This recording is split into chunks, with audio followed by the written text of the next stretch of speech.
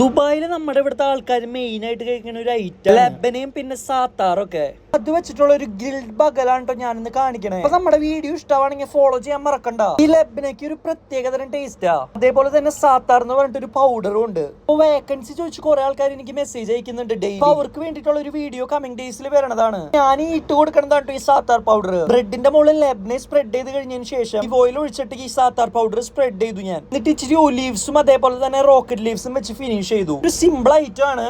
ഇതിവിടെ കഴിക്കുന്ന കുറെ ആൾക്കാരുണ്ട്.